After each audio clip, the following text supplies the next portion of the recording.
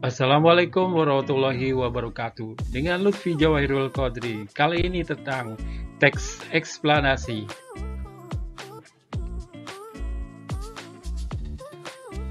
Kita lihat kompetensi inti. Memahami dan menerapkan pengetahuan faktual, konseptual, prosedural, dan metakognitif pada tingkat teknis dan spesifik.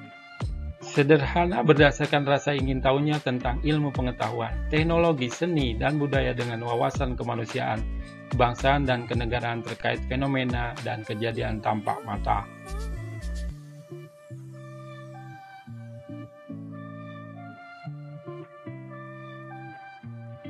Kompetisi dasar 1.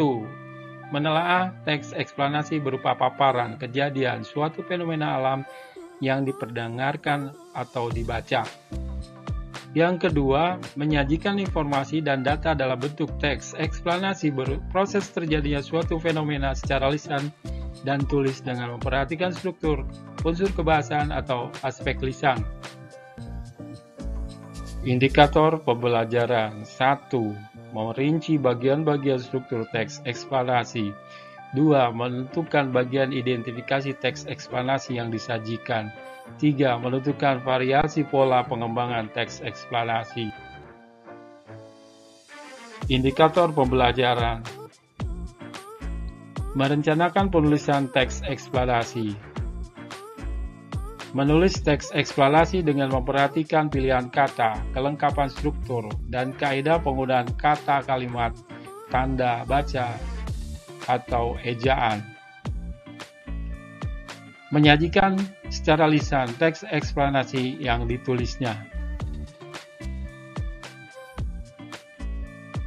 Tujuan dari teks eksplanasi 1. Menjelaskan fenomena yang terjadi. 2. Menjelaskan sebab akibat suatu peristiwa. 3. Memberikan informasi sesuai dengan fakta dengan sejelas-jelasnya.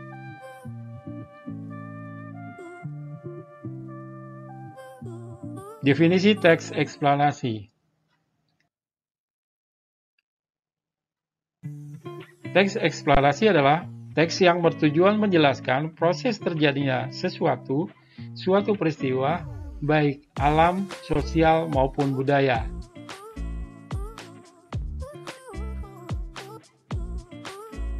Teks eksplanasi dituliskan untuk menjawab pertanyaan bagaimana atau mengapa. Pertanyaan bagaimana membutuhkan jawaban berupa deskripsi. Pertanyaan mengapa membutuhkan jawaban berupa penjelasan proses sebab akibat.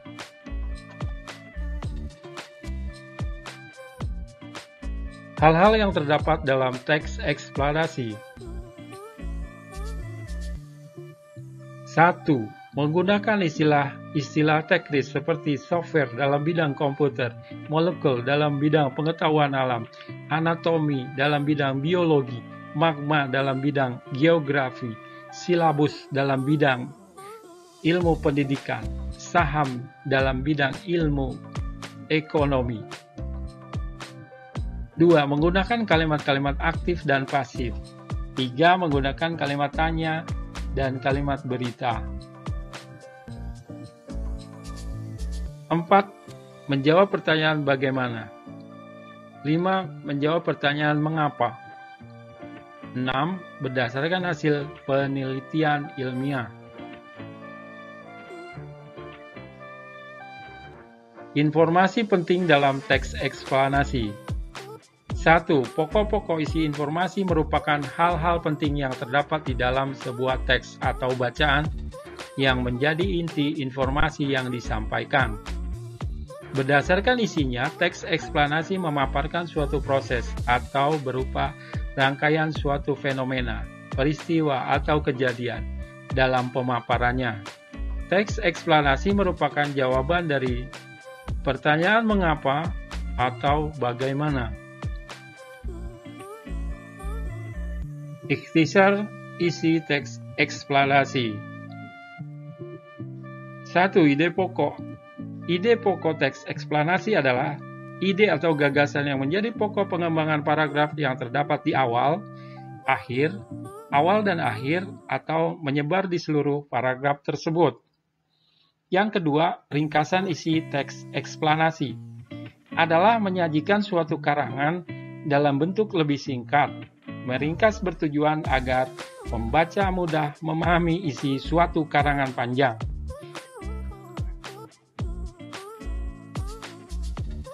Ciri-ciri teks eksposisi. 1. Strukturnya terdiri dari pernyataan umum, urutan sebab akibat, serta interpretasi.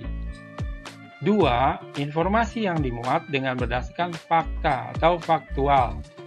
Yang ketiga, faktual tersebut memuat informasi yang sifatnya ilmiah, keilmuan, contohnya seperti sains. Yang keempat, bersifat informatif serta tidak berusaha untuk mempengaruhi pembaca untuk bisa percaya terhadap hal yang dibahas. Yang kelima, memiliki atau menggunakan sequence marker. Contohnya, contoh pertama, kedua, ketiga, dan sebagainya. Bisa juga dengan menggunakan pertama, berikutnya, dan terakhir.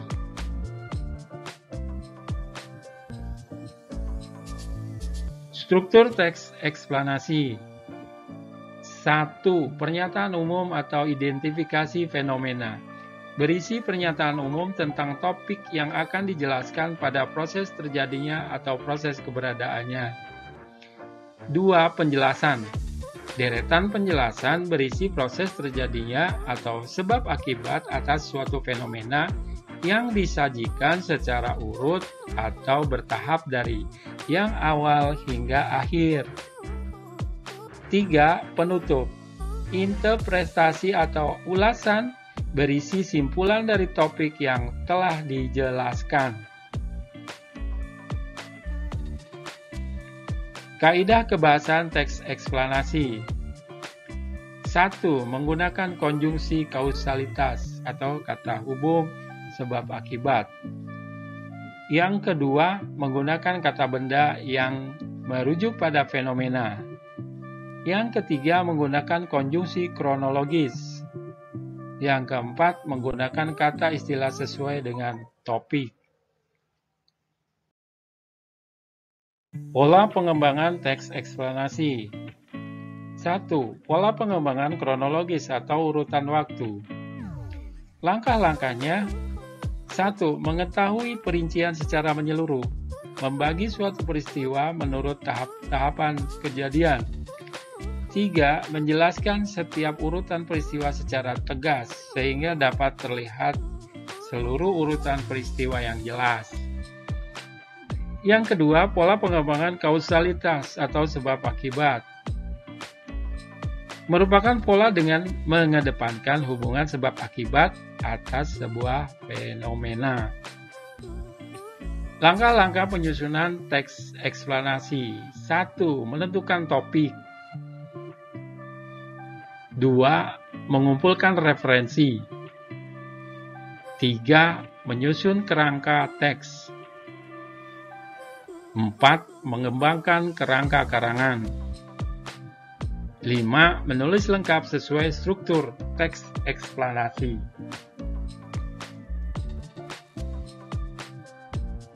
Langkah-langkah meringkas. 1. Membaca karangan yang akan diringkas secara menyeluruh. Yang kedua, mencari ide-ide pokok dalam karangan. Yang ketiga, menyusun ide-ide pokok tersebut menjadi kalimat-kalimat pendek. Yang keempat, jika memungkinkan, ringkasan tersebut lebih dipadatkan atau diringkas lagi. 5. Memadukan dan menceritakan kembali dengan menggunakan kata-kata sendiri. Contoh teks eksplanasi fenomena sosial. Pengangguran meningkat di era pandemik. Angka pengangguran di Indonesia meningkat selama pandemi COVID-19. Jumlah pengangguran di Indonesia meningkat dilihat dari banyaknya pekerja di PHK atau dirumahkan serta diimbau untuk social distancing. Pembatasan kegiatan dapat memicu meningkatnya jumlah pengangguran karena banyaknya pekerja yang tidak produktif akibat berkurang jumlah lapangan pekerjaan yang terbuka. Menurut proyeksi KROR Indonesia, penambahan jumlah pengangguran terbuka yang signifikan bukan hanya disebabkan oleh pelambatan laju pertumbuhan ekonomi, melainkan disebabkan oleh perubahan perilaku masyarakat terkait pandemi COVID-19. dan kebijakan pembatasan sosial, baik dalam skala kecil maupun skala besar. Berdasarkan data Badan Pusat Statistik (BPS), pada periode Agustus 2020, jumlah angka pengangguran meningkat 2,67 juta orang. Dengan demikian, jumlah angkatan kerja di Indonesia yang menganggur menjadi sebesar 9,77 juta orang. Jumlah pekerja yang terdampak pandemik berdasarkan data BPS mencapai 29,12 juta orang atau 14,28% dari jumlah penduduk usia kerja yang sebesar 203,97 juta orang. Banyaknya pengangguran meningkatkan angka kemiskinan yang turut bertambah hingga 10%. Oleh karena itu, pemerintah diharapkan segera memberi solusi demi menekan laju kemiskinan negara Indonesia. Terima kasih, semoga bermanfaat. Jangan lupa subscribe, like, comment, and share UPD channel YouTube.